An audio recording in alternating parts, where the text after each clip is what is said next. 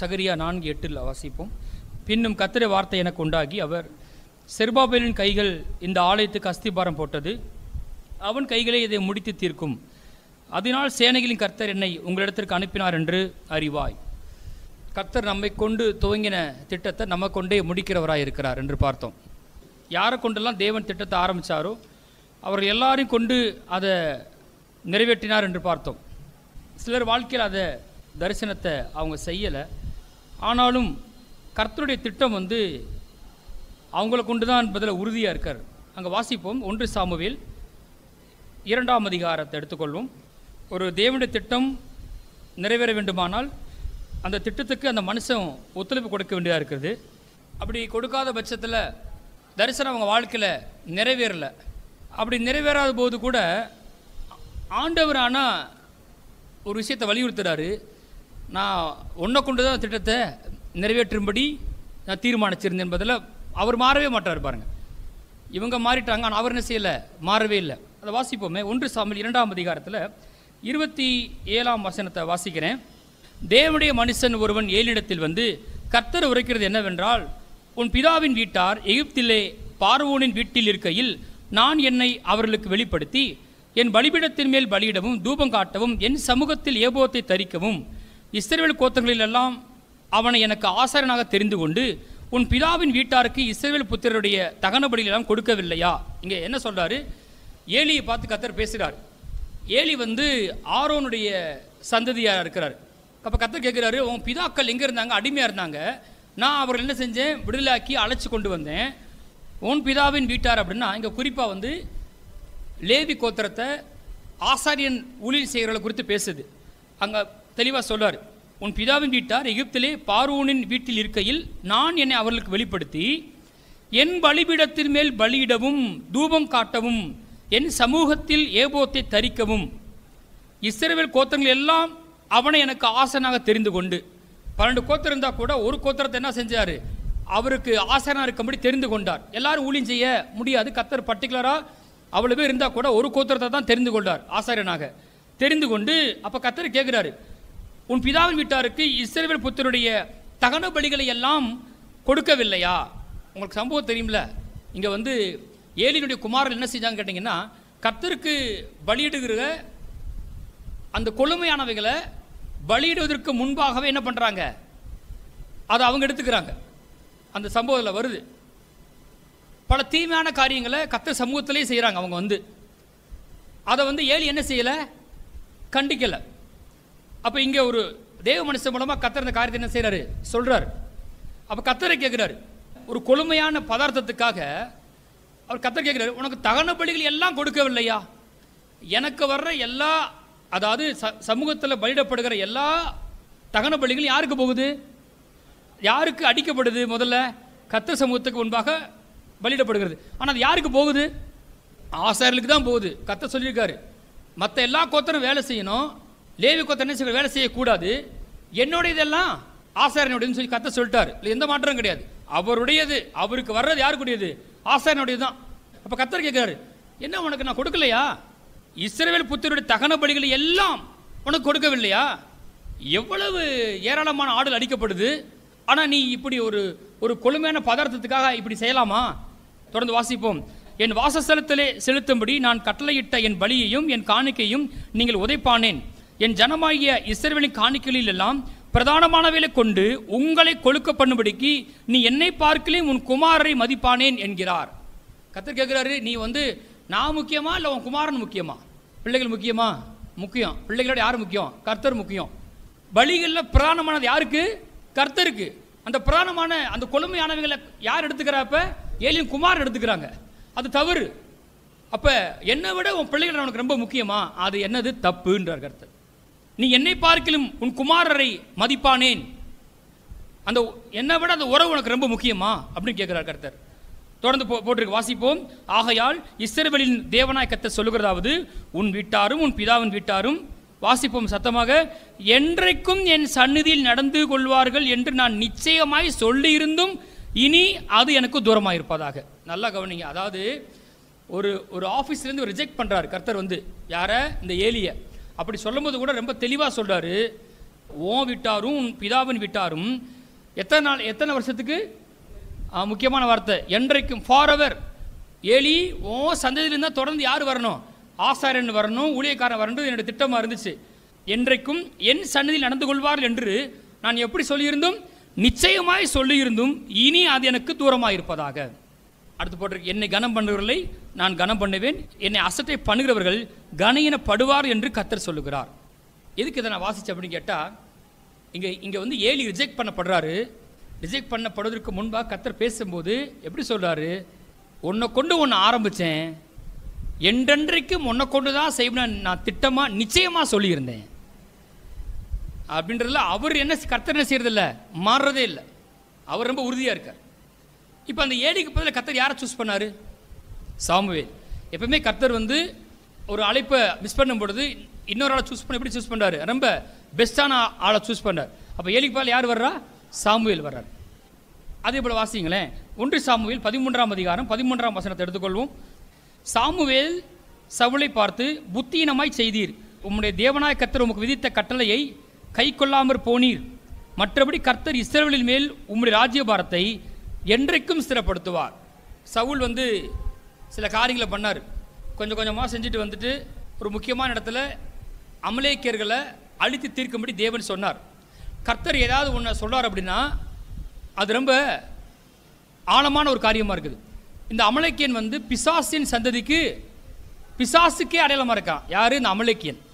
இந்த அமலேக்கியன் பார்த்தீங்கன்னா எப்பவுமே இஸ்ரவேல் ஜனங்கள் முன்னேற விடாதபடி துரத்திட்டே வருவான் பாருங்க. அப்போ இந்த அமலேக்கியன் என்ன செஞ்சாரு? அழித்து தீர்த்துன்னு சொல்கிறாரு கர்த்தர் வந்து. ஆனால் சவுல் என்ன பண்ணுறான்? அவங்கள அழிக்கலை, நமக்கு தெரியும். அப்போ அதோட அர்த்தம் அவருக்கு என்ன செய்யலை தெரியல. சவுல் இங்கே பண்ண தப்பு தொடர்ந்து யார் வந்துகிட்டே இருப்பா? அமலேக்கியன் வந்து கொண்டே இருப்பான். இன்னும் சொல்கிறாங்க, அந்த அமலேக்கியன் சந்ததி தான் ஹிட்லர்னு சொல்கிறாங்க. அந்த ஹிட்லர் தான் யாரை கொன்னான்? யூதர்களை கொன்னான்.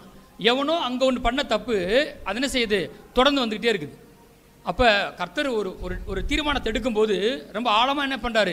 யோசிச்சு தான் எடுக்கிறார். அப்போ சொல்கிறார், அப்போ கூட சொல்கிறாரு, நீ கர்த்தர் உனக்கு விதித்த கட்டளை என்ன செய்யலை? கை கொள்ளலை.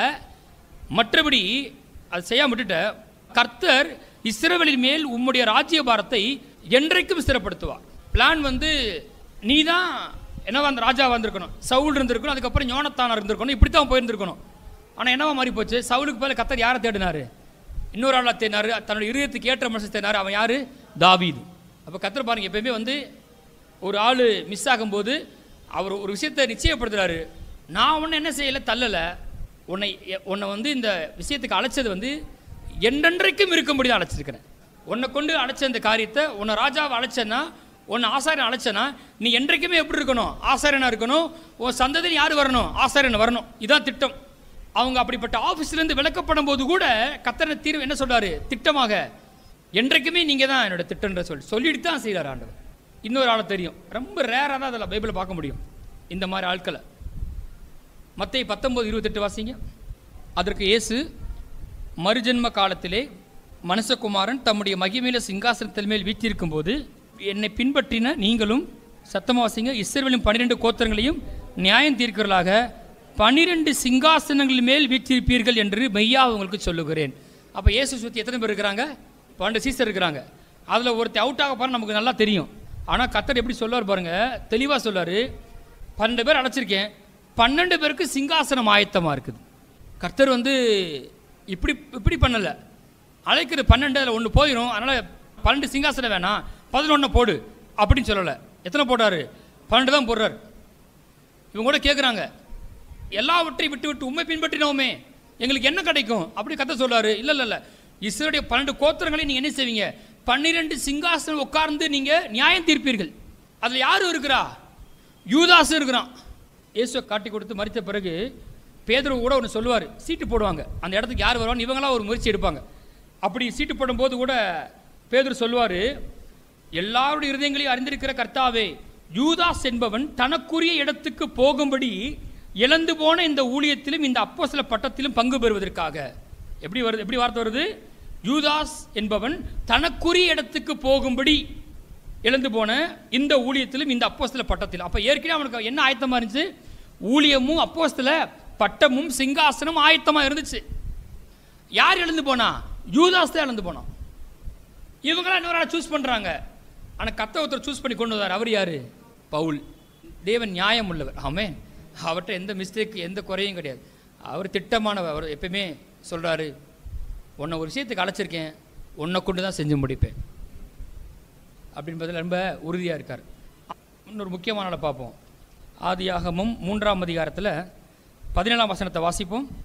பின்பு அவர் ஆதாமை நோக்கி, நீ உன் மனைவியின் வார்த்தைக்கு செவி கொடுத்து புசிக்க வேண்டாம் என்று நான் உனக்கு விலக்கின விருட்சத்தின் கனியை புசித்தபடியினாலே பூமி உன்னிமித்தம் சபிக்கப்பட்டிருக்கும்.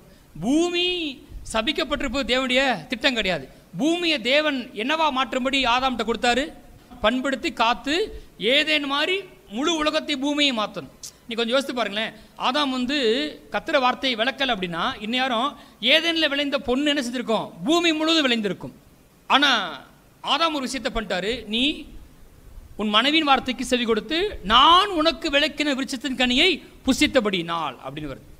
அப்போ ஆதாம் மனுஷனுடைய பிரதிநிதி ஒரு காரியத்தை இழந்து போயிட்டாரு அப்படின்னு இருந்தால் கூட அங்கே கூட சொல்லுவார். அங்கே வாசிப்போம் 22ஆம் வசனத்தை வாசிங்க.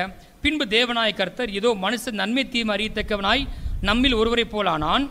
இப்பொழுதும் அவன் தன் கையை நீட்டி, வாசிப்போம், ஜீவ விருட்சத்தின் கனியையும் பறித்து புசித்து என்றென்றைக்கும் உயிரோடாதபடிக்கு செய்ய வேண்டும் என்று. போதும், நல்லா கவனிங்க. நான் மறுபடியும் என்ன சொல்ல வரேன்? கர்த்தர் ஒருவனை ஒரு நோக்கத்துக்கு அழைச்சார்னா அவனை கொண்டு தான் செஞ்சு முடிப்பார் என்பதில் அவர் ரொம்ப திட்டமாக இருக்கிறார். சரியா? தேவனுடைய திட்டம் பார்த்தீங்கன்னா ஆதாம் மூலமாக இந்த முழு பூமி என்ன செய்யப்படணும்? பரலோகம் போல ஏதேனை போல மாற வேண்டும். அதான் திட்டம். ஆனால் ஆதாம் என்ன செஞ்சுட்டாரு? கர்த்தர் வார்த்தையை விளக்கிட்டார். கர்த்தர் விளக்கின விருட்சத்தின் கனியை புசித்து விட்டார். இப்போ பூமி சபிக்கப்பட்டுருச்சு. ஆதாம் சபிக்கப்பட்டனா மாறிட்டான். கர்த்தர் வார்த்தையை விட்டுட்டான். விட்ட பிறகு என்ன செய்ய பார்க்குறான்? ஒருவேளை நன்மை தீமை அறியத்து கனியை புசிச்சுட்டு இப்போ என்ன செய்ய போகிறான்? பாவி ஆயிட்டான். இப்போ என்ன செய்ய போகிறான்? ஜீவ விருட்சத்தை சாப்பிட போகிறான். ஜீவ விருட்சத்தை சாப்பிட்டா என்ன ஆயிடுவான்? சாகவே மாட்டான். அப்போ என்றைக்குமே பாவியாக இருப்பான். அவனை என்ன செய்ய முடியாது? அவனுக்கு பாவத்துக்கு விமோசனமே செய்ய முடியாது. அதை சாப்பிட்டான்னா சாகவே சாக மாட்டான். கர்த்தர் சொல்றார், என்றென்றைக்கு எப்படி இருப்பானா? உயிரோடு இருப்பான். என்றென்றைக்கும் உயிரோடு இருப்பான். கொஞ்ச நேரத்துக்கு முன்னாடி நல்லா கவனிங்க. இவன் பாவம் செய்யறதுக்கு முன்பாக அந்த ஜீவ விருட்சம் அவனுக்கு ரொம்ப பக்கத்தில் இருந்துச்சு. அவன் எப்பயுமே ஜீவ விருட்சத்தை எடுத்து செஞ்சிருக்கலாம், புசித்து சாப்பிட்டு என்றென்றைக்கு உயிரோடு இருந்திருக்கலாம். அதான் திட்டம். அப்போ மறுபடியும் கர்த்தர் திட்டம், நீ சாகிற என் திட்டம் கிடையாது, நீ என்றென்றைக்கும் உயிரோடு இருப்பது என்னுடைய திட்டம். ஆதாம் இழந்து போயிட்டான். எப்பவுமே கர்த்தர் ஒரு திட்டத்தை இழந்துட்டா என்ன செய்வார்? திட்டத்தை அபார்ட் பண்ண மாட்டார். அதுக்கு போல யாரா கொண்டு வருவார். அப்போ ஆதாம் போல யார் வந்தா? ஏசு. எல்லாம் கரங்களை தட்டி கர்த்தரை ஸ்தோத்திரிப்பாமே. ஆதாம் போல யார் வந்தா? இயேசு வந்தார். இயேசு திட்டத்தை செஞ்சு முடிச்சார். அவர் உன் தலையை நசுக்குவார் சொன்ன மாதிரியே அங்கே சொன்னார், முடிந்தது என்று சொல்லி தன் தலையை சாய்த்தார். எல்லாம் முடிந்தது. எதற்காக இயேசுவ கர்த்தர் பிதாவாகிய தேவன் முன்குறிச்சாரோ அந்த திட்டத்தை செய்து முடித்தார். நம்ம எல்லாரையும் ரட்சித்து விட்டார். ஆமென். ஆண்டவருடைய திட்டம் என்ன செய்யலை? மாறவே இல்லை. இது ஒரு எதிர்மறை எடுக்கிறதுக்காக நம்ம இதை போதிக்கலை. நான் சொல்கிறேன், புதிய ஏற்பாட்டில் அவருடைய பரிபூரணத்தினால் நாம் எல்லாரும் கிருபை மேல் கிருபை பெற்றோம். ஆமென். இது பயப்படுறதுக்காக சொல்ல. இன்னைக்கு அப்பா இப்படி இருக்காரு, அவங்களுக்கு காண்பிக்கிறேன். அங்கே போங்க, லூக்கா 15ஆம் அதிகாரம். சீக்கிரமாங்க, லூக்கா 15ஆம் அதிகாரம் 13ஆம் வசனத்தை வாசிங்க. சில நாளைக்கு பின்பு இளைய மகன் எல்லாவற்றையும் சேர்த்து கொண்டு தூர தேசத்துக்கு புறப்பட்டு போய் அங்கே துன்மார்க்கமாக ஜீவனம் பண்ணி தன் ஆஸ்தியை அழித்து போட்டான். போதும். யாரை பற்றி போட்டிருக்கு? ஒரு தகப்பனுக்கு 2 குமாரன் இருந்தாங்க. அந்த இளைய குமாரன் என்ன பண்ணிட்டான்? ஆஸ்தியெல்லாம் வாங்கிட்டு போய் அதை தெளிவாக போட்டிருக்கு, தூர தேசத்துக்கு புறப்பட்டு போய் அங்கே துன்மார்க்கமாக ஜீவனம் பண்ணி தன் ஆசையை அழித்து போட்டான். கொடுத்ததை என்ன செஞ்சுட்டான்? இழந்து போயிட்டான். அவன் புத்தி தெளிந்து மறுபடியும் வந்தான். ஆமென். மறுபடியும் வந்தபோது கர்த்தர் நெஞ்சில் அவனை ரிஜெக்ட் பண்ணல. அங்கே 20 வசனத்தை வாசிப்போம். எழுந்து புறப்பட்டு தன் தகப்பனிடத்தில் வந்தான். அவன் தூரத்தில் வரும்போதே அவனுடைய தகப்பன் அவனை கண்டு மனதுருகி ஓடி அவன் கழுத்தை கட்டி கொண்டு அவனை முத்தம் செய்தான். நான் சொல்றேன், இப்படிப்பட்ட அப்பா தான் நம்ம அழைத்திருக்கிறார். சில நேரம் விழுந்தா கூட அவர் நம்ம கிருபை செய்கிறவராக இருக்கிறார். ஆமென். ஆனால் நம்ம திட்டம் இந்த பூமியில் நிறைவேறனா நிறைய கவனிக்க வேண்டிய காரியம் இருக்குது. அதுக்கு தான் நம்ம சொல்கிறோம். நான் கர்த்தரை பார்த்து நல்ல காரியத்தை தான் பதிச்சிருக்கேன். எத்தனை பேர் ஆமென்னு சொல்கிறீங்க? உன்னை கொண்டு ஒரு காரியத்தை செய்வேன்னு சொன்னால் உன்னை கொண்டு தானே செய்வேன். அதை தான் நான் காமிச்சிருக்கேன். நான் கேட்குறேன், யாராவது யூதாஸ் மாதிரி செய்வீங்களா? செய்ய மாட்டோம் இல்லையா? கரெக்டாக செய்ய போகிறது. இன்னொன்று, அப்படி செஞ்சால் கூட இயேசுன்றத்தை மன்னிக்குதா இருக்குது. யூதாஸ் தான் கிட்ட வரல. யூதாஸ் தான் இயேசுகிட்ட திரும்ப வரல, வந்திருந்தா மன்னிச்சிருப்பார். பேதுரு பண்ணதும் யூதாஸ் பண்ணதும் ஒன்று தான், குற்ற உணர்வு. இந்த இளையகுமாரனுக்கு ஆஸ்தியெல்லாம் வாங்கிட்டு போய் துன்மார்க்கமாக ஜீவனம் பண்ணி அடித்து போயிட்டான், அப்பா பேரே கெடுத்துட்டான். ஆனால் அவனுக்கு ஒரு அறிவு, திரும்ப போனால் அப்பா என்ன செஞ்சுக்குவார், ஏற்றுக்கிறவாருன்னு ஒரு நல்ல அறிவு இருந்துச்சு அப்பா பற்றி.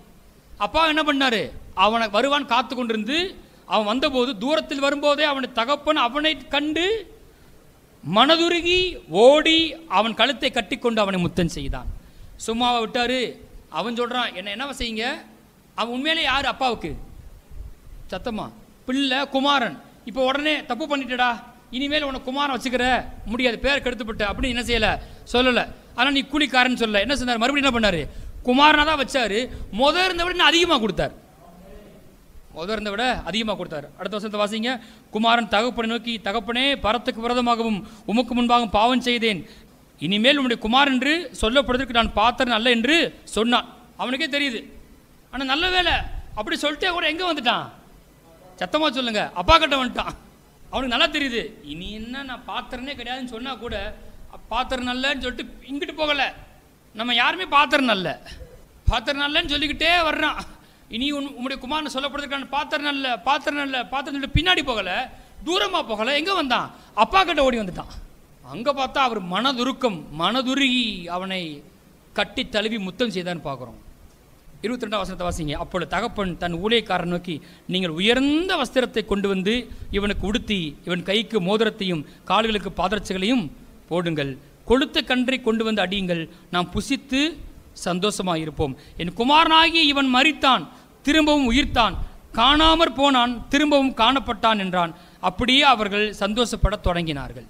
ஆக நான் சொல்கிறேன், இன்றைக்கி கூட யாராவது ஒரு வேளை அப்படி ஃபீல் பண்ணோம் அப்படின்னா, நான் உங்களை கேட்குறேன், எவ்வளவு முறை உங்கள் தப்பிதங்களை இயேசு மன்னித்து உங்களை மறுபடியும் உங்கள் பட்சமாக இருக்காரு நீங்கள் நினைக்கிறீங்க? அவமே இருக்கிறார் இல்லையா? எத்தனை முறை நம்ம தப்பிதங்களை மன்னித்து இன்னமும் அவருடைய பிரசன்னம் கூட இருக்குது.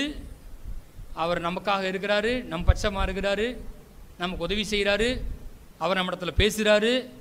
ஆகவே நாம் ஒருவேளை இதுவரைக்கும் தேவ திட்டத்துக்கு ஒத்துழைப்பு கொடுக்கல அப்படின்னா மறுபடியும் என்ன செய்யணும், நம்மளை அவர் அழைத்த அழைப்புக்கு நம்ம என்ன செய்யணும், ஒத்துழைப்பு கொடுக்கணும். நமக்கு கர்த்தர் கொடுத்த அழைப்பை, பொறுப்பை, திட்டத்தை, தரிசனத்தை என் வாழ்க்கையில் நான் நிறைவேற்றணும் அப்படின்னா செய்ய வேண்டியது, செய்யக்கூடாது நிறையா இருக்குது பைபிளில். அது பெரிய காரியம். ஒவ்வொரு நாளும் அதை நம்ம கற்றுக்கிறோம், உண்மைதான். அது நிறையா இருக்குது. அதில் வந்து பயப்படக்கூடாது, சந்தேகப்படக்கூடாது, நிறைய விஷயங்கள் அது இருக்குது, உண்மைதான், இல்லைன்னு சொல்லு. ஆனால் அதில் செய்ய வேண்டிய ஒரு மிக பிரதானமான ஒரு காரியத்தை நான் சொல்லி தான் முடிக்க போகிறேன். செய்யக்கூடாதுன்னு நிறையா இருக்குது, செய்ய வேண்டியது நிறையாலாம் இருக்குது. இந்த லிஸ்ட்டில் செய்ய வேண்டியது என்று ஒன்று இருக்குது, அது ரொம்ப பிரதானமான ஒன்று. நான் சொல்கிறேன், அதை செஞ்சாலே நாம் வெற்றி பெற்றுவோம். ஆமேன். அது ரொம்ப மிக பிரதானமான ஒன்று. அது என்னென்னு வாசிக்கிறாங்க போங்க. எபிரேயர் 12ஆம் அதிகாரம் 1-2 வசனம் வாசிக்கலாமா? ஆகையால் மேகம் போன்ற இத்தனை திரளான சாட்சிகள் நம்மை சூழ்ந்து கொண்டிருக்க, பாரமான யாவற்றையும் நம்மை சுற்றி நெருங்கி நிற்கிற பாவத்தையும் தள்ளிவிட்டு விசுவாசத்தை துவக்குறவரும் முடிக்கிறவருமாய் இருக்கிற இயேசுவை நோக்கி நமக்கு நியமித்திருக்கிற ஓட்டத்தில் பொறுமையோடு ஓட கடவோம். இதான் அந்த வசனம். அந்த வசனத்தில் ஒரு முக்கியமான பகுதி வந்து, பாரமான யாவற்றையும் தள்ளிவிட்டு, சுற்றி நெருங்கி நிற்கிற பாவத்தையும் தள்ளிவிட்டு, விசுவாசத்தை துவக்குற முடிக்கிறமாய் இருக்கிற என்ன செய்யணும், அந்த இயேசுவை நோக்கி நமக்கு நியமித்திருக்கிற ஓட்டத்தில் பொறுமையோடு ஓட கடவோம். கற்றுக்கொள்ள வேண்டிய ஒரு முக்கியமான வசனம் இந்த வசனம். ஆனால் நாம் என்ன செய்யணும்னு இங்கே போட்டிருக்குது, நமக்குள்ளே விசுவாசத்தை துவக்கினவர் நடத்துவார், முடிப்பார். இப்போ ஏன் வேலை? ஒன்றே ஒன்று, அந்த இயேசுவை நோக்கி பொறுமையோடு ஓட வேண்டும். என்னுடைய ஃபோக்கஸ் எங்கே இருக்குன்னு கேட்டால் இயேசுவை நோக்கி இருக்க வேண்டும். இந்த ஒன்று இருந்தாலே நிறைய விஷயம் தானாகவே கலந்து ஓடிடும். எத்தனை பேர் ஆமென் சொல்கிறீங்க? இது ரொம்ப பிரதானமான காரியம். உங்கள் எத்தனை பேருக்குள்ள விசுவாசத்தை கர்த்தர் துவக்கி இருக்கிறாரு? அது எதுவும் வேணா இருக்கலாம். எங்கே போனாலும் தலையாக இருக்கணும், ஆத்துமாக்களை ஆதாயம் பண்ணணும், ராஜ்யத்துக்கு விதைக்கணும், பட்டணத்தை கர்த்தருக்காக சுதந்திரிக்கணும். பல தரிசனங்கள் உங்களுக்கு நினச்சிருக்கலாம், வந்திருக்கலாம் இல்லையா? அதை துவக்கினது யார்? இயேசு. இப்போ என் வேலை, அந்த துவக்கினவர் நான் என்ன செய்யணும்? நோக்கி பார்த்து ஓட வேண்டும். அதில் அது ஏன் எப்படின்னு பார்க்க போகிறேன். சரியா? அந்த இயேசுவை நோக்கி ஓடணும் போட்டிருக்கல, அது ஏன், அது எப்படி. பக்கம் சொல்லு, இயேசுவை நோக்கி ஓடக்கடவோம். அப்போ நம்ம இங்கே ஒரு முக்கியமான விஷயம், மேகம் போன்ற இத்தனை திரளான சாட்சிகள் இருந்தும், அதாவது கிளவுட்ஸ் மாதிரி நிறைய சாட்சி இருக்குது. ஆபிரகாம் இருக்கார், ஈசாக்கு இருக்கார், யாக்கோபு இருக்கார், எல்லாரும் இருந்தால் கூட யாரை பார்க்கணும்னு சொல்லி வேதம் சொல்லுது? இயேசுவை தான் நோக்கி பார்க்கணும்னு சொல்லி போடுற. இயேசு கடல் மீது நடந்து வர்றாரு. சீசர்கள்லாம் படகுல போய் கொண்டிருக்கிறாங்க. அந்த நடுராத்திரியில் இயேசு நடந்து வரதை பார்த்து அலறாங்க. அப்போ இயேசு நான் தான், பயப்படாத என்று சொல்லுகிறாரு. இயேசு என்ன பண்ணிட்டு இருக்காரு? கடல் மேலே நடந்து வர்றாரு. கடல் மேலே நடந்து வர்ற அந்த இயேசுவை பார்த்த உடனே பேதுருக்கு ஒரு விசுவாசம் வந்துருச்சு, நானும் கடல் மேலே நடந்து வரலாம். விசுவாசத்தை தோக்குறது யாரு? இயேசு. தரிசனத்தை தோக்குறவர் யாரு? இயேசு. தாயின் கற்பத்தை உருவாக்குனது யாரு? இயேசுவா இருக்கிறார். கற்பத்தை உருவாக்கும் போதே ஒரு நோக்கத்துக்கான செஞ்சிருக்கார், உருவாக்கி இருக்கிறார். அதான் சொல்றார், உன்னை தீர்க்கதரிசியாக கட்டளையிட்டேன், தாயின் கற்பத்தை உன்னை உருவாக்கும் முன்னமே உன்னை அறிந்தேன். அப்படின்னா அந்த நோக்கத்துக்காக தான் அவர் உண்டாக்கவே செஞ்சிருக்கிறார். இப்போ அவரை நோக்கி பார்த்தா தான் நமக்கு என்ன வரும்? எதையோ ஒன்றை செய்ய முடியும், என்ன செஞ்சிருக்கார்? என்ன உண்டாக்கி இருக்கிறார். நான் அவர் தான் சொல்லணும். எனக்கு உதாரணத்துக்கு ஒரு ஊழியமே வச்சுக்கிறோமே, ஒரு ஊழிய அழைப்பு இருக்கு அப்படின்னா இயேசு சொல்லாமல் ஊழியத்துக்கு வரக்கூடாது, அவர் சொல்லாதான் வரணும்.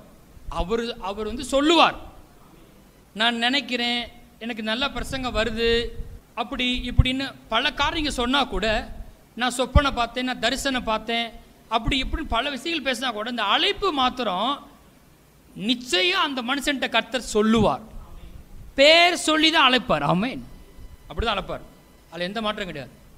அது மாதிரி தான் இப்போ பல காரியங்கள் நம்ம பைபிளை படிக்கும்போது, பிரசங்கத்தை கேட்கும்போது, இயேசுவோட வார்த்தையை கேட்கும்போது, கர்த்தரோட வார்த்தையை கேட்கும்போது அவர் நமக்குள்ள ஒரு விசுவாசத்தை என்ன செய்கிறாரு? தோக்கராக இருக்கிறார். பேதுருக்கு கடல் மேல் நடந்து வரணும்னு என்ன செஞ்சு ஒரு எண்ணம் வந்துச்சு. சம்பவம் நல்லா தெரியும். நடந்து வந்தாரா வரலையா? நடந்து கடல் மேலே காலை வச்சிங்கன்னா என்ன ஆகிடுவீங்க? மூழ்கிடுவீங்க. ஆனால் பேதுரு என்ன பண்ணுறாரு? நடந்து வர்றாரு. ஏன்னா இயேசு வான் சொல்லிட்டார். இன்னொன்று பேதுரு என்ன பண்ணுறாரு? வான்ற வார்த்தை வந்துருச்சு. எங்கே பார்க்குறாரு? இயேசுவை நோக்கி. இயேசுவை நோக்கி. ஏன்னா விசுவாசத்தை ஆரம்பித்தவர் யார்?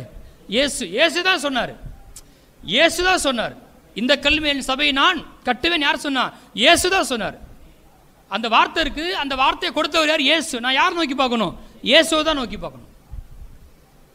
அப்போ அந்த வார்த்தை மேலே காலை வச்சாச்சு. நடக்க ஆரம்பிச்சிட்டாரு. இயேசுவையும் பார்க்குறாரு. நடந்து வந்துட்டே இருக்கும்போது என்ன அடிச்சிருச்சு? காற்று அடிக்க ஆரம்பிச்சிருச்சு. கொஞ்ச நேரத்தில் போட்டிருக்கு, காற்று பலமாக இருக்கிறதை கண்டு பேதுரு என்ன பண்ணிட்டாராம்? பைபிள் போட்டிருக்கு, மூழ்க தொடங்கினான்னு போட்டிருக்கு. நான் கேட்குறேன், நீங்கள் போய் தண்ணி கடல் மேலே நின்னீங்கன்னா மூழ்க தொடங்கிங்களா இல்லை டொப்புக்குன்னு முழுகிடுவீங்களா? இப்போ தான் முழுக தொடங்கிக்கிட்டு இருக்கிறாருங்க. இல்லை, நீங்கள் போய் கடல் மேலே காலை வச்சீங்கன்னா என்ன செய்றீங்க? தொப்புக்கடியில் உள்ளே போயிடுவீங்க. அப்படி பைய ஸ்லோ மோஷனில் போய்கிட்டு இருக்காருங்க அப்படின்னா. ஆனால் பேதுரு எப்படி போகிறாரு? ஸ்லோ மோஷனில் போயிட்டு இருக்காரு. ஏன்னா இயேசு மேலே ஒரு கண்ணு, ஐயோ காத்தடிக்குது. இங்கே ஒரு இயேசு, அங்கே காற்று, இங்கே இயேசு காற்றுன்னு இவருடைய ஃபோக்கஸ் மாற மாற மாற கொஞ்சம் நிற்கவும் செய்கிறாரு, காற்றையும் பார்க்குறாரு. ஸ்லோவாக உள்ள இறங்க ஆரம்பிச்சிட்டார். இயேசுவே ரட்சின்னு சொன்னவனே இயேசு கரத்தை நீட்டி தூக்கி விட்டார். ஆமென். அப்போ சொன்ன வார்த்தையை நம்பி கால் எடுத்து வைக்கணும். வச்ச பிறகு யாரை பார்க்கணும்? இயேசுவை மட்டும்தான் நோக்கி பார்க்கணும். அப்படி இயேசுவை நோக்கி பார்க்குற வரைக்கும் அவர் என்ன செய்யலை? மூழ்கவே இல்லை.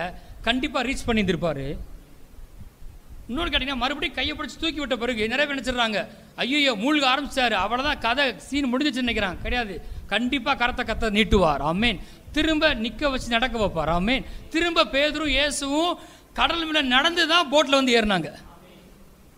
உடனே மூழ்கினவுடனே அவ்வளோதான், ஆள் மூழ்க நினச்சிட வேண்டாம், கரத்தை நீட்டுகிறார். ஆமென். பிசாசோடைய தந்திரம் என்னன்னு கேட்டிங்கன்னா, அந்த இயேசுவை நோக்கி, என்ன சொல்லுங்க? இயேசுவை நோக்கி. பிசாசோட ஒரே தந்திரம் கவனத்தை கர்த்தர் மேலே வைக்காமல் இருக்கிறதுக்கு என்னென்னலாம் செய்யணும். நமக்கு வர்ற எல்லா பிரச்சனையும் அதுதான் பாருங்க. அது ஃபோனோ, அது ஃபேஸ்புக்கோ, இன்ஸ்டாகிராமோ, யூடியூப்போ, அது எதுவாக இருந்தாலும் சரி, அது குடும்பமோ, அது எல்லாத்துக்கும் ஒரு இடம் இருக்குது. அது பணமோ அல்லது வேலை அலுவலோ, ஓவர் பிஸியாக இருக்கிறதோ, வாட் எவர் எதுவாக இருந்தாலும் சரி, எல்லாமே என்ன இதெல்லாம் எதுக்கு இருக்குன்னு கேட்டால், இல்லை ஓவர் ஈட்டிங், ரொம்ப சாப்பிட்றதா இருக்கட்டும். இப்போ அப்படி தான். இப்போ நீங்கள் ஒன்றும் இல்லை, நீங்கள் ரொம்ப சாப்பிட்டு நைட்டு ஜெபம் பண்ண முடியாது, கரெக்டு தானே? தூக்கம் வந்துடும். ஜெபம் பண்ணாமல் இருக்கிறதுக்கு பெரிய தந்திரம் பண்ண வேண்டிய அவசியம் இல்லை. 2 தோசையை 3 தோசையை கூட சாப்பிட வச்சா போதும், தூக்கம் வந்துடும். அப்போ இப்படி பல சின்ன சின்ன காரியங்கள் இருக்குது. பிசாசோட நோக்கம் என்னன்னு கேட்டால், இயேசுவை நோக்கி பார்க்க கூடாது, கவனத்தை கர்த்தர் மேலே வைக்க கூடாதுன்னு நினைக்கிறான். அப்போ நோக்கி பார்க்குறான்னு தெரியுமா? கவனத்தை கர்த்தர் மேல் வைப்பது. பக்கம் சொல்ல, கவனத்தை கர்த்தர் மீது வையுங்கள். அந்த இயேசுவை நோக்கி என்பது சில மொழிபெயர்ப்பில் எப்படி வருது அப்படின்னு கேட்டிங்கன்னா, ஃபோக்கஸ் ஜீசஸ், இயேசுவை ஃபோக்கஸ் பண்ணுங்க. இன்னும் சில இடத்துல இயேசுவின் மீது உங்கள் கண்களை பதியுங்கள். இயேசு என்ன செய்யுங்க பாருங்க. அதுக்காக நம்ம எப்பவுமே ஒரு மாதிரி தியானமாக இருக்கு நான் சொல்ல வரல. நம்ம என்ன பண்ணிடுறோம், ஏதோ சூழ்நிலையை பார்த்துடுறோம், பிரச்சனையை பார்த்துடுறோம், அதெல்லாம் பார்க்க ஆரம்பிக்கிறோம் இல்லையா, அறிகுறியை பார்க்குறோம். அந்த மாதிரி இல்லாமல் யாரை பார்க்கணும் போட்டிருக்கு? இயேசுவை நோக்கி கவனத்தை என்ன செய்யணும்? கர்த்தர் மேல். இயேசுவை நோக்கி அப்படின்னு சொன்னால் எதிர்பார்ப்புடன் நோக்கி பார்ப்பது. அப்போஸ்தலர் 3:5 வாசிங்க. பேதுருவும் யோவானும் அவனை உற்று பார்த்து, எங்களை நோக்கி பார் என்றார்கள். அவன் அவர்களிடத்தில் ஏதாகிலும் கிடைக்கும் என்று எண்ணி அவர்களை நோக்கி பார்த்தான். அப்புறம் நோக்கி பார்க்குறதுனா என்னது? அவங்க சொல்கிறாங்க, எங்கள் என்ன செய்யி நோக்கிப்பார்.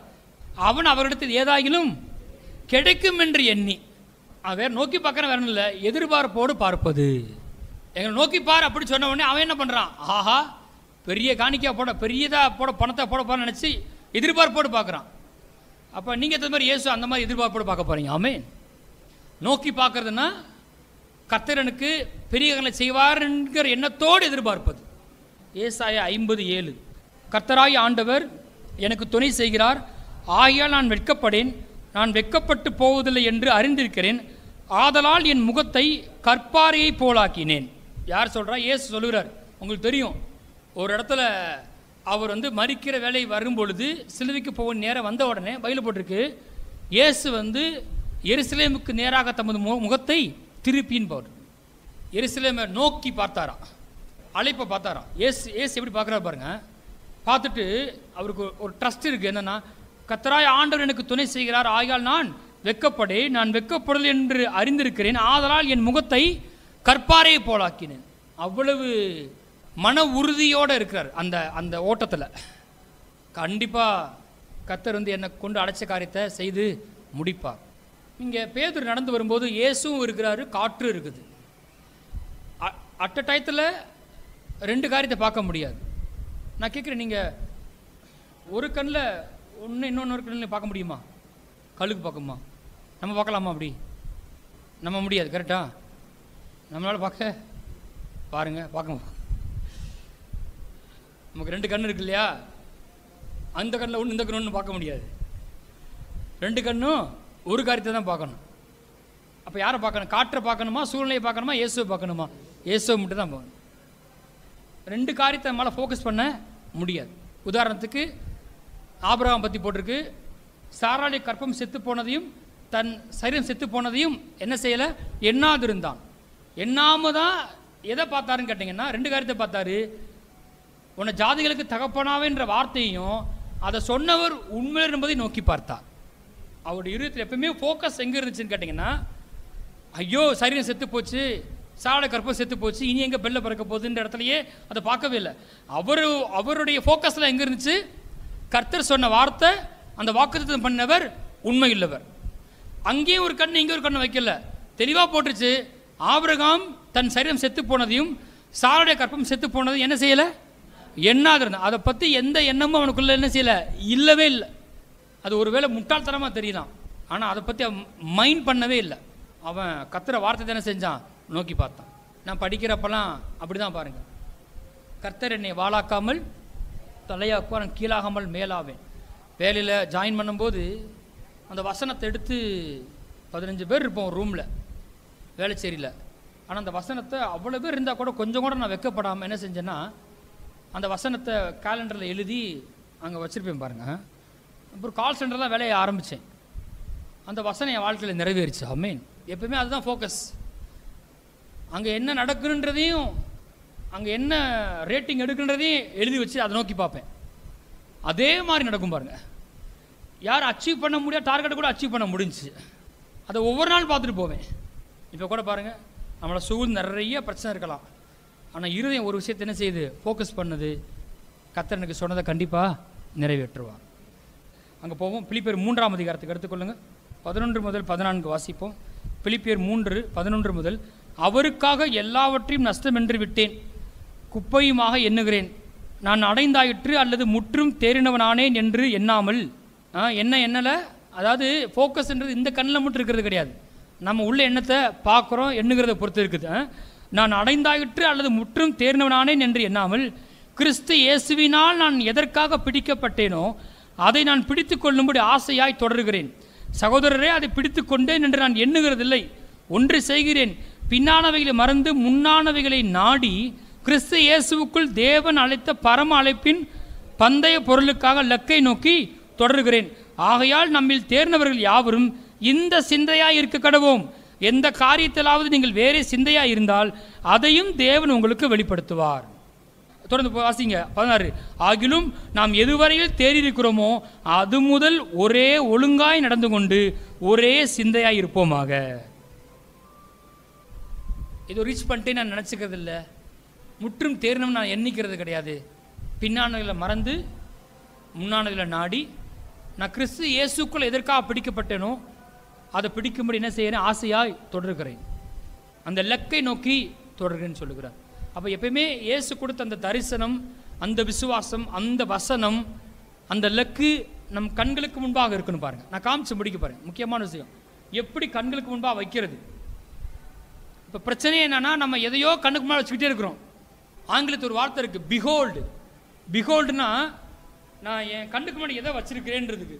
இப்போ நம்ம வாழ்க்கையில் நடக்கிறோம், நிறைய காரியம் சுற்றி நடக்குது, ஆனால் நாம் எதையோ ஒன்று என்ன செஞ்சுருக்கோம், கண்ணுக்கு முன்பாக பிஹோல்ட் பண்ணிகிட்டே இருக்கிறோம். கரெக்டாக சுகமான எத்தனை பேர் வச்சுருக்கிறீங்க, ஆமேன். ஐஸ்வர்ய ஆனந்த எத்தனை பேர் வச்சுருக்கிறீங்க, ஆமேன். ஏதோ ஒரு விசுவாசத்தை தோக்கனவர், அதை குறித்த வசனத்தை நான் எப்பயுமே எனக்கு முன்பாக நிறுத்தி வச்சுருக்கிறேன். பிஹோல்டு கண்ணுக்கு முன்னாடி இருக்குது, அது எப்படி காண்பிச்சு முடிக்கிறேன், அதான் முக்கியம். கவனம் எங்கேயோ இல்லை, இயேசுவை நோக்கி. அவர் கொடுத்த வார்த்தை, அந்த வார்த்தையை கொடுத்தவர் உண்மை இல்லவர், அவரே நிறைவேற்றுவார். கடந்த காலத்தை மறந்துடணும், போன 6 மாதம் என்ன செஞ்சு விட்டுறணும். பைபிள் அதுக்கு ஒரு நல்ல உதாரணம் இருக்குது, திரும்பி பார்க்கக்கூடாதுன்றதுக்கு. என்ன போட்டிருக்கு, லோத்தின் மனைவி நினைத்து கொள்ளுங்க போட்டிருக்கு இல்லையா. அவன் மனைவி நான் அதுக்கு சார் நினைக்கிறீங்களா, அப்படி அர்த்தம் இல்லை. லோத்தின் மனைவி நினைத்து கொள்ளுங்கன்னா லோத்துக்கு என்ன நடந்து, மனைவிக்கு என்ன நடந்ததுன்னு நினச்சிக்கோங்க. என்னன்னா என்ன செய்யணும், ஆண்டவர் தூரமாக வெளியே போங்கன்னு சொன்னால் என்ன பண்ணாவ, பேன் திரும்பி பார்த்தா அப்படியே நின்ட்டா, உப்பு தூணானால். பின்னாடி பார்த்தா என்ன ஆக முடியும்னா, பின்னாடி கடந்த காலத்தையே பார்த்துட்டு இருந்தா என்ன ஆயிடுவோம், மூவ் பண்ண முடியாது, அங்கேயே நின்றுவோன்னு சொல்லுது. நம்ம முன்னாடி பார்க்காம பின்னானவைகளே பார்த்து இருந்தோம்னா என்ன செய்ய முடியாது, மூவ் பண்ண முடியாது, அங்கேயே நின்றுவோம். அப்போ பின்னானவைகளை என்ன செய்யணும், மறந்து முன்னானவைகளை நாடி இயேசுவை நோக்கி. இதெல்லாம் கொஞ்சம் கவனிக்கப்பட சில காரியங்கள். இப்போ நான் சொன்ன வசனம் திரும்ப கேட்டால் உங்களுக்கு புரியும். சில வேளைகளில் மன உறுதியாக இருக்க வேண்டியது இருக்கும், சில வேளைகளில் பின்னாளில் மறக்க வேண்டியது இருக்கும், ஆமென். சில வேளைகளில் எதிர்பார்ப்போடு நோக்கி பார்க்க வேண்டியதாக இருக்கும், சில வேளைகளில் கவனம் செதறாமல் இருக்க வேண்டியதாக இருக்கும். ஒரு வேதத்தை வாசிக்கணும், ஜெபிக்கணுன்ற விஷயமே எப்படி தடைப்படுதுன்னு கேட்டிங்கன்னா, சாதாரணமான காரியத்தினால ஒரு நாள், ஒரு வாரம், 2 வாரம், 1 மாதம், 2 மாதம், 1 வருஷம், 2 வருஷம், 3 வருஷம் அப்படியே போயிடுது. சாதாரண இயேசுவை நான் ஏன் நோக்கி பார்க்கணும், எப்படி நான் அவர் நோக்கி பார்க்கலாம், அதை மட்டும் சொல்லி முடிச்சிடுறேன், சரியா. இயேசுவை நான் ஏன் நோக்கி பார்க்கணும், எல்லாம் சொல்லுங்கள். இயேசுவை நோக்கி ஓட கடவோம். இந்த ஒரு விஷயத்தை கற்றுக் கொடுத்துருக்காரு இல்லையா, அப்படி இயேசுவை நோக்கி ஓடணும். 2 கேட்டை கரெக்டாக மெயின்டைன் பண்ணணும். ஒன்று காது, இன்னொன்று கண். இது 2 தான் கேட்டு. இந்த 2 வழியாக தான் சில விஷயம் என்ன செய்யுது, உள்ளே போகுது.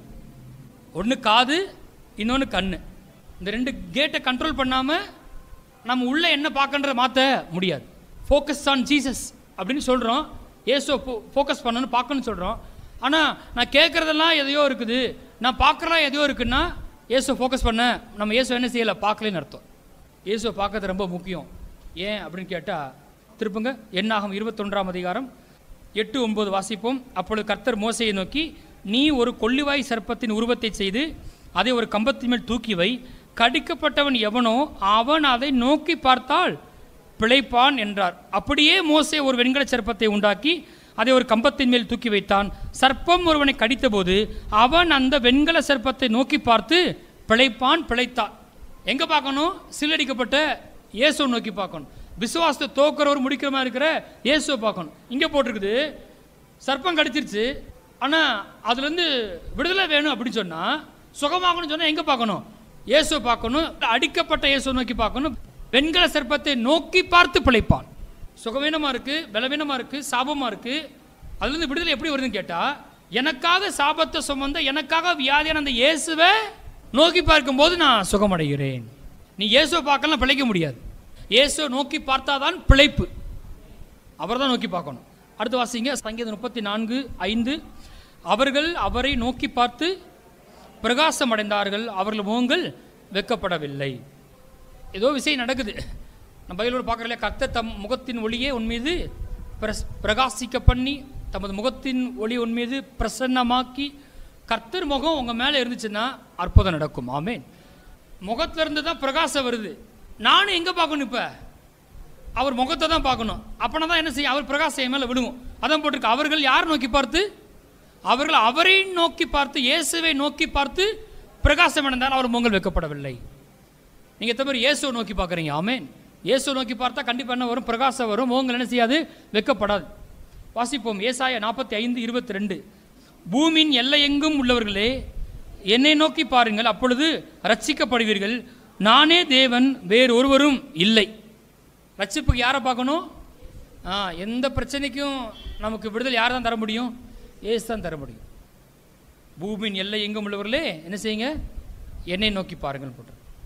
இப்போ ரட்சிப்பாக இருக்கட்டும், சுகமாக இருக்கட்டும், பிழைப்பாக இருக்கட்டும், பிரகாசமாக இருக்கட்டும், அவர் முகத்தை பார்க்கும்போது தான் அது வருது. சங்கீதம் 123:1-2 பரலோகத்தில் வாசமாயிருக்கிறவரே, உம்மிடத்திற்கு என் கண்களை ஏறெடுக்கிறேன். இதோ வேலைக்காரரின் கண்கள் தங்கள் எஜமான்களின் கையை நோக்கியிருக்குமா போலவும், வேலைக்காரின் கண்கள் தன் எஜமாட்டியின் கையை நோக்கியிருக்குமா போலவும், எங்கள் தேவனாய கர்த்தர் எங்களுக்கு இரக்கம் செய்யும் வரைக்கும் எங்கள் கண்கள் அவரை நோக்கி இருக்கிறது. எத்தனை பேர் கண்கள் அவர் நோக்கி இருக்குது? எது வரைக்கும்? இரக்கம் செய்யும் வரை. கண்டிப்பாக இரக்கம் செய்வாரா? நிச்சயம் செய்வார். நீங்கள் டீ குடிக்கும்போது, அப்பம் சாப்பிடும்போது பக்கத்தில் நாய்க்குட்டி வந்துச்சுங்களேன், ஏதோ நாய் வந்துச்சுன்னு வச்சுங்களேன், நீங்கள் இருக்கலே ரொம்ப ஒர்ஸ்டான ஆள்னு வச்சுக்கிறோம். உங்களுக்கு இறக்கமே கிடையாது ஒரு ஆள், அப்படி ஆள்னு வச்சுக்கிறோம். நான் சொல்கிறேன், அந்த நாய்க்குட்டி உங்கள்கிட்ட கண்டிப்பாக என்ன செஞ்சிடும்? அப்பத்தை வாங்கிடும். சுற்றி வந்தே ஆண் பார்த்தே என்ன செஞ்சிடும்? இந்த ஒரு அப்பமே வாங்கி தரேன்னு போட்டு போயிடுவீங்க. அந்த மாதிரி இறக்க குணம் உங்களுக்கு வந்துடும். அது என்னன்னு கேட்டால், அந்த நாய்க்குட்டிக்கு ஒரு எண்ணம், அவர் நோக்கி பார்த்தா அதுவும் கரெக்டாக எங்கே பார்க்கும்? கையை தான் பார்க்கும். முகத்தையும் பார்க்கும், குறிப்பாக கையை பார்க்கும். அதான் இங்கே போட்டிருக்கு, வேலைக்காரியினுடைய கண்கள், வேலைக்காரருடைய கண்கள் எஜமாட்டியினுடைய கையை நோக்கி இருக்குமா போலவும் எங்கள் கண்கள் உண்மையே நோக்கி கொண்டிருக்கிறது. அவர் தருவார் அப்படின்னு அவரையே நோக்கி இருக்கு. அப்போ நம்ம மனுஷனை சார்ந்திருக்க கூட வழிபட்டிருக்கு, உன் வழிகளிலெல்லாம் அவரை நினைத்துக்கொள், அவரே உன் காரியத்தை வாக்கிய பண்ணுவார். வழிகளெல்லாம் நான் யாரை பார்க்கணும்? அவரை நோக்கி பார்க்கணும். ஆமேன். ஏன் அவரை நோக்கி பார்க்கணும்? வாசிப்போம், சங்கீதம் 127:1-2. நம்ம பிரசங்கத்தை எப்படி ஆரம்பித்தோம்? செருபாபேலின் கைகள் அந்த ஆலயத்துக்கு அஸ்திபாரம் போட்டது, அவனுடைய கைகளை முடித்து தீர்க்கும். கரெக்டாக? அப்போ அஸ்திபாரம் போட்டது யார்? செருபாபேல். சரி, கத்தரா வந்து அஸ்திபாரம் போடுவார். அஸ்திபாரம் போட்டது யார்? செருபாபேல். முடிச்சு தீர்த்தது யார்? செருபாபேல். அப்போ நான் கேட்குறேன், செருபாபேல் தான் கட்டி முடிச்சிட்டாரா? என்ன அப்படி சொல்கிறீங்க, இப்படி சொல்கிறீங்க? உண்மை அப்படி தான் இருக்குது, ஆனால் இல்லைன்ற மாதிரி அது அப்படி தான். கர்த்தர் தான் செருபாபேல் மூலமாக செய்கிறார். செருபாபேலுக்கு இந்த அறிவு இருந்தால் யாரை நோக்கி பார்ப்பான்? இயேசுவை நோக்கி பார்ப்பான். ஏன்னா நான் ஒருவேளை செங்கலை தூக்கி வச்சு, கல்லை தூக்கி வச்சு, அஸ்திபாரம் போட்டு தலைக்கல்லை வச்சா கூட கட்டுறது யாரு? கர்த்தர். கர்த்தர் கட்டலாம் கட்ட முடியாதுன்னு அங்கே போட்டிருக்கு. வாசிப்போம், சங்கீதம் 127:1. கர்த்தர் வீட்டை கட்டாராகில் அதை கட்டுறவர்களின் பிரயாசம் விருதா, கர்த்தர் நகரத்தை காவாராகில் காவலாளர் விழித்திருக்கிறது விருதா. அப்போ கட்டுறதும் விருதா, விழித்திருக்கிறதும் விருதா, பிரயாசமே விருதா போச்சு. அதுக்காக பிரயாசப்பட வேணான்னு சொல்லலை. எம்பசைஸ் எங்கே வருதுன்னு கேட்டால், பிரயாசப்படணும், கட்டணும், முயற்சி எடுக்கணும், விழித்திருக்கணும், உண்மையாக இருக்கு, எல்லாம் சரி தான். இதெல்லாம் பண்ணுறதுனால கட்டப்படுறது கிடையாது. கற்றவர் யார்? அப்போ யார் நோக்கி பார்க்கணும்? நான் ஏன் இயேசு நோக்கி பார்க்கணும்? எனக்கு திறமை தாழ்ந்திருக்கான கிடையாது. கற்றவர் யார்? கர்த்தர். சொல்லுங்கள், கட்டுகிறவர் கர்த்தர். அதனால் நான் யாரை நோக்கி பார்க்கணும்? அவரை தான் பார்க்கணும். கீழே வாசிங்க, 2ஆம் வசனத்தை வாசிங்க. நீங்கள் அதிகாலையில் எழுந்து நேரப்பட வேளையில் தரித்து வருத்தத்தின் அப்பத்தை சாப்பிடுகிறதும் விருதா, அவரே தமக்கு பிரியமானவனுக்கு நித்திரை அளிக்கிறார். அப்போ நீங்கள் ரொம்ப கஷ்டப்படுறதுனால உண்மை, சில பிரயாசம் எடுக்கிற இந்த உண்மை. அப்போ நீங்கள் அந்த பிரயாசம் எடுக்கும்போது கூட உங்களுக்கு நம்பிக்கை இருக்கணும், காரியத்தை வாய்க்க பண்ணுறவர் கர்த்தர், கட்டுகிறவர் கர்த்தர், தயவு உண்டாக்கி தர்றவர் கர்த்தர், என்னை காக்கிறவர் கர்த்தர். நம்ம செய்ய வேண்டிய பொறுப்பையும் செய்ய வேண்டியது இருக்குது. ஆனால் அதனால கிடையாது, கர்த்தர் நடுகிறனாலும் அல்ல, நீர் பாய்ச்சினாலும் அல்ல, விளைய செய்கிற தேவனாலே எல்லாமாகும். நான் நட்டேன், அப்பொழுது நீர் பாய்ச்சினான், தேவனே விளைச்சார். அறுவடையை பார்க்கணும்னா நடணுமா நடக்கூடாதா? நடணும். நீர் பாய்ச்சணும் நினச்சி பார்த்து பாய்ச்சக்கூடாதா? நீர் பாய்ச்சணும். ஆனால் நடனாலும் கிடையாது, நீர் பாய்ச்சலாம் கிடையாது. கடைசியில் யார் செஞ்சாகணும்? விளைய செய்கிற தேவனாலே எல்லாம் ஆகும். கடவுள் விளைய செய்யலை அப்படின்னா ஒன்றுமே செய்ய முடியாது. இப்போ இந்த ஊழியம் இருக்குது, இந்த ஊழியத்தில் கர்த்தர் கட்டலை, கர்த்தர் விளைய செய்யலைன்னா ஒன்றுமே இல்லை. அது எனக்கு நல்ல ஆழமாக தெரியும். கர்த்தர் ஏன் நோக்கி பார்க்கணும்? வாசிங்க, சங்கீதம் 62:11 வாசிப்போம்.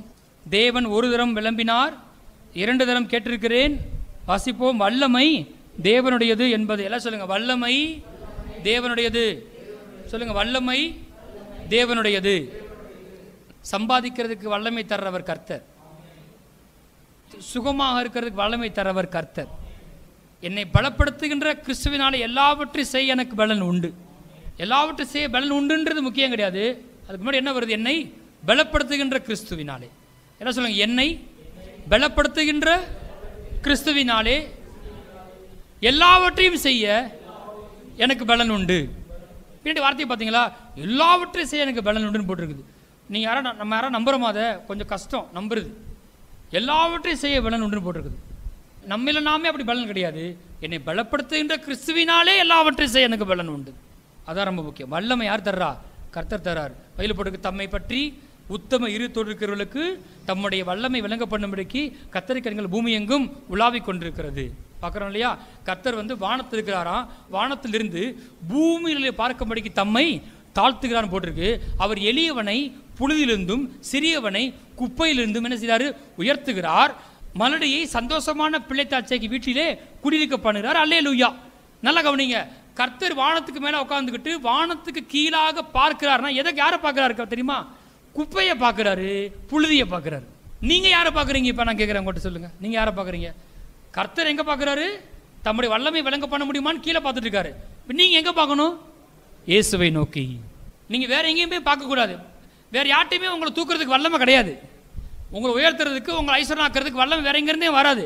எங்கேருந்தா வரப்போகுது? அவர் தான் தம்முடைய வல்லமை விளங்க பண்ணும்படிக்கு. அப்போ நான் எங்கே தான் பார்த்தாகணும்? இயேசுவை தான் பார்த்தாகணும். கரெக்டாக எதாக இருந்தாலும் நான் இயேசுவை தான் பார்த்தாகணும். எனக்கு ஒரு காரிய விசுவாசத்தை உண்டாக்குறது யார்? இயேசு தான். ஏன் இயேசுவை நோக்கி பார்க்கன்றதுல கடைசி வார்த்தை மட்டும் வாசிங்க. வெளிப்படுத்துதல் 3:7 வாசிப்போம்.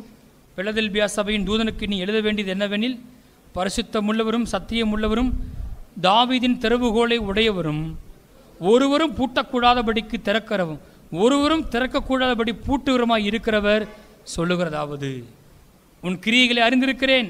உனக்கு கொஞ்சம் பலன் இருந்தும் நீ என் நாமத்தை மறுதலியாமல் என் வசனத்தை கை கொண்டபடியினாலே இதோ திறந்த வாசலை உனக்கு முன்பாக வைத்திருக்கிறேன், அதை ஒருவனும் பூட்ட மாட்டான். இயேசுவை நான் ஏன் நோக்கி பார்க்கணும்? ஏன் நோக்கி பார்க்கணும்னா, எந்த வாசலுக்கும் திறவுகோலை அவர் தான் வச்சிருக்கிறார். சாவி யாட்டு இருக்குது, கத்தட்டு இருக்குது. அவர் நினைச்சாருன்னா பூட்டினார்னா திறக்க நீங்கள் எத்தனை பேரும் கூட்டு வரலாம். அவர் திறந்தாருன்னா யாரும் பூட்ட முடியாது, எவனும் தடுக்க முடியாது. அப்போ நான் நல்லா தெரியுது, எனக்கு ஒரு வாசல் திறக்கணும்னா அது அவர் தான் திறக்க முடியும். அப்போ நான் அவர் தான் என்ன செஞ்சாகணும்? நோக்கி. வேறு யாரும் என்ன செய்ய முடியும்? எனக்கு எதாவது வாசல் திறக்க முடியுமா? நீங்கள் யோசித்து பாருங்கள். ஒரு வேலை கிடைக்கணுன்னா கூட கடவுள் தான் செய்யணும். அதை கர்த்தர் தான் அங்கே தயவு உண்டாக்கி தரணும். வாசலை திறக்கிறவர் அவர் தான். அவர் சொல்கிறார், இதோ திறந்த வாசலை உனக்கு முன்பாக வைத்திருக்கிறேன், ஒருவன் என்ன செய்ய மாட்டான்? பூட்ட மாட்டான். ஆக இந்த காரியங்களுக்காக நான் என்ன செய்யணும்? யாரை பார்த்தாகணும்? பாஸ்டரை பார்க்கக்கூடாது. யாரை பார்க்கணும்? இயேசுவை தான் பார்க்கணும். ஒரு பெரிய மனுஷன் இருக்கார், ஒரு உறவுக்காரங்க ஒருத்தவங்க இருக்கிறாங்க, அவங்ககிட்ட வல்லம் இருக்கா? கிடையாது. அவங்ககிட்ட வாசல் திறக்கிறதுக்கு திறவுகோல் இருக்கா? கிடையாது. அவங்க கட்ட முடியுமா? கிடையாது. கர்த்தரை தான் பார்த்தாகணும். அப்போ எங்கெங்கே பார்க்குறது? யாரை பார்க்கலாம்? இயேசுவை நோக்கி நமக்கு நியமித்திருக்க ஓட்டத்தில் பொறுமையோடே ஓடக்கடவும். 2 காரியத்தை மட்டும் சொல்லிடுறேன். 2 எப்படி பார்க்குறது, ஏன் பார்க்குறதுன்னு எத்தனை பேருக்கு புரிஞ்சிடுச்சு? இப்போ நான் உங்களுக்கு கேட்குறேன், நீங்கள் வந்து யாரோ மனுஷனை பார்க்க போகிறீங்களா, இயேசுவை பார்க்க போகிறீங்களா? ஏன்னு உங்களுக்கு தெரிஞ்சிச்சா? ஏன்னா மனுஷன் வல்லமை கிடையாது. இன்னும் சொல்ல போனால் அவன் சொன்ன வார்த்தை நிறைவேற்ற அவனுக்கு வல்லமே கிடையாது. மனுஷன் பொய்யனா இருக்கான்னு போட்டிருக்கு. ஆனால் தேவனை பற்றி போட்டிருக்கு, பொய் சொல்ல தேவன் மனுஷன் நல்லன்னு போட்டிருக்கு. மனுஷன் ஒரு வார்த்தையை கொடுப்பான், ஆனால் நிறைவேற்ற முடியாது. ஆனால் தேவன் ஒரு வார்த்தையை கொடுத்திருந்தாருன்னா எப்படி நிறைவேற்றுவார்? அதை நிறைவேற்ற அவர் வல்லவராய் இருக்கிறார். வாக்குத்தத்தம் பண்ணினவர் உண்மையுள்ளவர். லூக்கா 24 இயேசுவை எப்படி பார்க்குறது? இன்றைக்கி பிரசங்கத்தில் 3 காரியம் பார்த்துருக்கோம். ஞாயிற்றுக்கிழமை ஆராதனை என்ன பார்த்தோம்? கர்த்தர் உங்களை கொண்டு ஒரு காரியத்தை துவங்கினார்னா உங்களை கொண்டு தான் முடிப்பார். 2வது, சில பேர் அந்த காரியத்தை தவறிந்தால் கூட அவங்களுக்கு பதிலாக ஒரு ஆல்டர்னேட்டிவ் ஒரு ஆளை சூஸ் பண்ணும்போது கர்த்தர் திரும்ப ஒரு விஷயத்தை இன்சிஸ்ட் பண்ணுறாரு. நான் உன்னை கொண்டு தான் செய்வேன், என்ன செஞ்சுருந்தேன், தீர்மானிச்சிருந்தேன் அப்படின்னு சொல்கிறார். அப்போ தேவ திட்டம் தரிசனம் நிறைவேற ஒரு மனிதன் தேவனுக்கு என்ன செய்யணும்? ஒத்துழைப்பு கொடுக்கணும். அவர் வார்த்தைக்கு கீழ்ப்படியணும். ஆதாம் கர்த்தர் வார்த்தை கீழ்ப்படியல, இயேசுவானா கீழ்ப்படிந்தார். சவுல் கர்த்தர் வார்த்தை கீழ்ப்படியல, தாவீது கர்த்தர் வார்த்தைக்கு கீழ்ப்படிஞ்சான். தப்பு கூட செஞ்சான், ஆனால் மன்னிச்சார், நோக்கத்தை செஞ்சு முடித்தான். ஏலி கர்த்தர் கனம் பண்ணுறத தவறிட்டார், ஆனால் சாமுவேல் சின்ன பையனாக இருந்தாலும் கர்த்தரை கனம் பண்ணார். யூதாஸ் 30 வெள்ளிக்காசுக்காக இயேசுவை காட்டி கொடுத்தான், ஆனால் பவுல் இயேசு அறிகிறதுக்காக எல்லாவற்றையும் விட்டு விட்டார். அடுத்து என்ன பண்ணோம்? இயேசுவை நோக்கி பார்க்கணும். ஏன் நோக்கி பார்க்கணும்? சில காரியத்தை நான் பேசினேன். கடைசியாக இயேசுவை எப்படி பார்க்கறது? லூக்கா 24:25 வாசிங்க. அப்பொழுது அவர் யாரை பார்த்து? எம்மாவூர் சீசர்களை பார்த்து அவர் நோக்கி, தீர்க்கதரிசிகள் சொன்ன யாவையும் விசுவாசிக்கிறதுக்கு புத்தி இல்லாத மந்த இருதயம் உள்ளவர்களே சொல்றார். இவங்க உயிர்த்ததை என்ன செய்ய மாட்டாங்க, நம்ப மாட்டேன்றாங்க. அப்போ கர்த்தர் என்ன பண்ணுறாருன்னு கேட்டிங்கன்னா, நம்ப வைக்க ட்ரை பண்ணுறார். எப்படி ட்ரை பண்ணுறாருன்றது ரொம்ப முக்கியம். வாசிப்போம். கிறிஸ்து விதமாக பாடுபடவும் தமது மகிமையில் பிரவேசிக்க வேண்டியதில்லையா என்று சொல்லி மோசே முதலிய சகல தீர்க்கதரிசிகளும் எழுதின வேத வாக்கியங்கள் எல்லாவற்றிலும் தம்மை குறித்து சொல்லியவைகளை அவர்களுக்கு விவரித்து காண்பித்தார். அவ்வளோதான், இதான் விஷயம். இயேசு எப்படிங்க பார்க்கணும்னு சொன்னால் வேற ஒன்றும் இல்லை. மோசே முதலிய சகல தீர்க்கதரிசிகள் எழுதின இந்த புஸ்தகத்தில் இயேசுவை குறித்து அல்லது புதிய ஏற்பாட்டில் இயேசுவை குறித்து இயேசு சொன்ன வார்த்தையை நாம் வாசிக்கும் போது நமக்குள்ள நாம் இயேசுவை நோக்கி பார்க்கிறோம். இந்த புஸ்தகத்தில் முதல்ல யாரை பார்க்கணும்? இயேசுவை பார்க்கணும். இந்த புஸ்தகத்தில் இயேசுவை பார்க்கணும். வேறு எந்த வழி இயேசு சிலையை பார்க்க போகிறேன், எங்கேயும் போனாலும் யாரை பார்க்க முடியாது? இயேசுவை பார்க்க முடியாது. இயேசு எங்கே தான் பார்க்கணும்? இங்கே வார்த்தையில் பார்க்கணும். இப்போ அவங்க அந்த சீசனில் சொல்கிறாங்க, 30ஆம் வசனம், அவர் பந்தி இருக்கையில் அவர் அப்பத்தை எடுத்து ஆசீர்வதித்து அதை பிட்டு அவர்களுக்கு கொடுத்தார். அப்பொழுது அவருடைய கண்கள் திறக்கப்பட்டு அவரை அறிந்தார்கள். உடனே அவர் அவர்களுக்கு மறைந்து போனார். வாசிப்போம். இப்போ சொல்கிறாங்க, அப்பொழுது அவர்கள் ஒருவர் நோக்கி, வழியிலே அவர் நம்முடனே பேசி வேத வாக்கியங்களை நமக்கு விளங்க காட்டின பொழுது நம்முடைய இருதயம் நமக்குள்ளே கொழுந்து விட்டு எரியவில்லையா என்று சொல்லிக்கொண்டு. பாருங்க, இயேசு அப்படியே என்னமோ ஒரு மேஜிக் பண்ணலை. மறுபடியும் பைபிள் இருக்கிற வசனத்தை பற்றி விளக்கி காமிக்கும் போது அவங்க இருதயம் என்ன செய்தான்? கொழுந்து விட்டு பற்றி எரியுதான். எத்தனை பேருக்கு அப்படி தரிசனம் வருது? ஆமேன். பிரசங்கத்தை கேட்கும்போது நமக்கு கொழுந்து விட்டு எரியுது இல்லையா? எங்கே எரியுதுன்றீங்களா? சரி, கொழுந்து விட்டு என்ன செய்யுது? எரியுது. அப்போ கர்த்தருடைய வசனம் என்ன செய்யும்? யார் பிரசங்கம் பண்ணும்போது என்ன, குறிப்பாக அழைக்கப்பட்ட பிரசங்கம் பண்ணும்போது என்ன செய்யுது? ஆவியானவர் பேசுகிறாரு, நமக்குள்ள காரியத்தை கொழுந்து விட்டு எரிய செய்கிறது. இருதயத்தை ஒரு மாற்றத்தை உண்டாக்குது. அது வழியாக நான் என்ன பார்க்குறேன்? இயேசுவை பார்க்குறேன் வேத வாக்கியத்தின் மூலமாக. அப்போ பைபிளை வாசிக்கிறது ரொம்ப முக்கியம், பிரசங்கத்தை கேட்கறது ரொம்ப முக்கியம். அதுவும் பிரசங்கத்தில் என்ன இருக்கணும்? கர்த்தருடைய வசனம் இருக்கணும், கர்த்தருடைய வார்த்தை இருக்கணும், வெளிப்பாடு உள்ளதாக இருக்கணும். மறுபடியும் அதே மாதிரி சொல்கிறார், வாசித்து முடிச்சிருவோம். 44ஆம் வசனம், அவர் நோக்கி, மோசே நியாயப்பிரமாணத்திலும் தீர்க்கதரிசியின் ஆகமங்களிலும் சங்கீதங்களிலும் என்னை குறித்து எழுதியிருக்கிறவர்கள் எல்லாம் நிறைவேற வேண்டியதென்று நான் உங்களோடு இருந்தபோது உங்களுக்கு சொல்லிக்கொண்ட விசேஷங்கள் இவைகளே என்றார். அப்பொழுது வேத வாக்கியங்களை அறிந்து கொள்ளும்படி அவர்களுடைய மனதை அவர் திறந்து அவர்களை நோக்கி, எழுதியிருக்கிறபடி கிறிஸ்து பாடுபடவும் 3ஆம் நாளில் மரித்தோரிலிருந்து எழுந்திருக்கும் வேண்டியதாக இருந்தது. போதும். மோசே நியாயப்பிரமாணம், தீர்க்கதரிசியின் ஆகமம், சங்கீதத்தில் அவரை குறித்து என்ன போட்டிருக்கோதோ அதை என்ன பண்ணுறாரு? விளக்கி காண்பிக்கிறாரு. இப்போ ஒன்று செய்கிறாரு, அற்புதம் செய்கிறாரு. இன்னைக்கு கர்த்தர் நமக்கு செய்வாராக. அவருடைய மனதை அவர் திறந்து, இந்த மாலை வேளையில் இயேசு நம்முடைய மனதை திறப்பாராக. நீங்கள் எவ்வளோதான் பயிர் படித்தாலும் உங்களுக்கு புரியாமல் போகிறதுக்கு வாய்ப்பு இருக்குது. ஏன்னா கர்த்தர் வீட்டை கட்டாராகில் கர்த்தருடைய பிரயாசம் விருந்தா. எவனா பைபிள் படித்தாலும் கர்த்தர் கண்ணை திறக்கிறன்னா பார்க்க முடியாது. அப்போ நான் பைபிள் படிக்கிறேன்றதுல பெருமைப்படக்கூடாது. நான் ரொம்ப நேரம் பைபிள் படிக்கிறதுல பெருமைப்படக்கூடாது. எந்த ஆவிக்குரிய காரியத்துக்கு பெருமைப்படக்கூடாது. ஊழியம் பண்ணுறேன், பிரசங்கம் பண்ணுறேன், காணிக்க வதைக்கிறேன், எதுக்குமே எல்லாத்துக்கும் பின்பா யார் இருக்கா? கர்த்தர் இருக்கா. கர்த்தர் இல்லைன்னா அதை பண்ண முடியாது. பைபிள் அவ்வளோ படித்தா கூட இயேசு அற்புதத்தை செய்யணும், என் மனதை அவர் என்ன செய்யணும்? திறக்கணும். அப்போ நீங்கள் உண்மையிலேயே இயேசுவை நோக்கி பார்க்கணுன்னா கண்டிப்பாக கர்த்தரை பார்க்கணும். அப்படின்னா இந்த வேத வாக்கியத்து மூலமாக தானே சரி கர்த்தரை பார்க்க முடியும். அந்த மாதிரி வாசிக்கும் போது நீங்கள் எத்தனை பேர் கர்த்தரை பார்த்துருக்கீங்க? கர்த்தர் எப்படிப்பட்டவர்னு பார்க்க ஒன்றும் இல்லை. நான் உங்களுக்கு வாசித்து காண்பிச்சேன் இன்னைக்கு. அந்த தகப்பன் அவன் தன் மகன் வரும்போது குமாரன் வருவதை கண்டு ஓடி போய் அவன் மேல் மனதுருகி அவன் கழுத்தை கட்டி கொண்டு அவனை முத்தம் செய்து. எப்படிப்பட்ட படம் பார்த்தீங்களா? இதுதான் அப்பா. ஆமே. அப்போ இந்த இதில் தான் பார்க்க முடியும். இதில் பார்க்க கண்டிப்பாக எதுக்கு அழைச்சாரோ அதை கொண்டு போய் என்ன செய்வார்? கொண்டு போய் சேர்ப்பார். திரும்பதிக்கு வரும் 12 வருஷம் பெரும்பாலும் சரி ஒன்றும் பண்ணி என்ன சுகமாக முடியல. ஆனால் ஒன்றே ஒன்று நடந்துச்சு. இயேசுவை குறித்து கேள்விப்பட்டான். இயேசு யாருன்னு கேள்விப்பட்டான். மறுபடியும் நான் சொல்கிறேன், அந்த கேள்வியை அவளுக்குள்ள ஒரு பார்வை உண்டாக்குச்சு. அவருடைய வஸ்திரங்களாகிலும் தொட்டால் நான் சுஸ்தமாவேன்.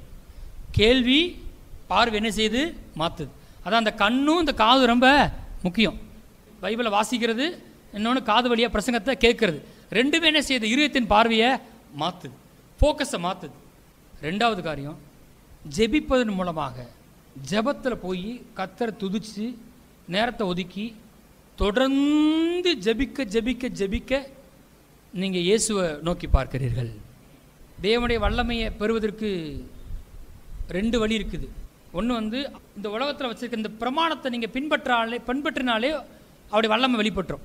விதையை போட்டால் என்ன செய்யும்? முளைக்கும். அது வச்ச பிரமாணம். கர்த்தருக்கு விதைச்சிங்கன்னா, வெளிச்சத்தோடு விதைச்சிங்கன்னா அது பெருக்கத்தனை செய்ய கொண்டு வரும். இது பிரமாணம் ஒன்று. இப்படி அவர் வல்லமை வெளிப்பட முடியும் உங்கள் வாழ்க்கையில். இன்னொன்று, அவர்கிட்ட கிட்டி நெருங்கி சேருவதனால நெருக்கமான உறவு வைப்பது மூலமாக தான் அவருடைய பிரதானமான வல்லமை வாழ்க்கையில் வெளிப்படுகிறது. அப்போ எத்தனை பேர் இந்த வழிகளில் இயேசுவை நோக்கி பார்க்க போகிறீங்க? ஆமென். ஒரு அற்புதம் நடக்கட்டும். இயேசு நம்முடைய மனதை திறப்பாராக. எழுந்திருப்போம், ஜெபிப்போம். பாரமான யாவற்றையும் எங்களை சுற்றி நெருங்கி நிற்கிற பாவத்தையும் இன்றைக்கி கர்த்தர் எதை உணர்த்தாரோ அதை தள்ளி விட்டு என் நேரத்தெல்லாம் வீணாக்கிற காரியத்தை தள்ளி விட்டுட்டு விசுவாசத்தை தோக்குற முடிக்கிறமா இருக்கிற இயேசுவை நோக்கி பொறுமையோடு எங்களுக்கு நியமித்திருக்க ஓட்டத்தில் ஓட உதவி செய்கிறதுக்காக நன்றி கர்த்தாவே. அப்பா இயேசுவே, நீர் எப்படி அந்த சிலுவையை சகித்து அவமானத்தை எண்ணாமல் அந்த திட்டத்தை நிறைவேற்றி முடித்து பிதாவின் வலது பாசத்தை சிங்காசனத்தில் வீற்றிருக்கிறீரோ, அப்படியாகவே எங்களையும் உத்தம உண்மையில் ஊழியக்காரனே, கொஞ்சத்திலே உண்மையாக நான் உன்னை அநேகத்தில் அதிக வைப்பேன்னு சொல்லி எங்களை அந்த ஓட்டத்தில் வெற்றி பெற செய்கிறதுக்காக நன்றி அப்பா. துவங்கின காரியத்தை நீரை நடத்தி முடிக்கிறதுக்காக நன்றி. இயேசுவின் நாமத்தில் ஜெபிக்கிறோம் நல்ல பிதாவே. ஆமேன்.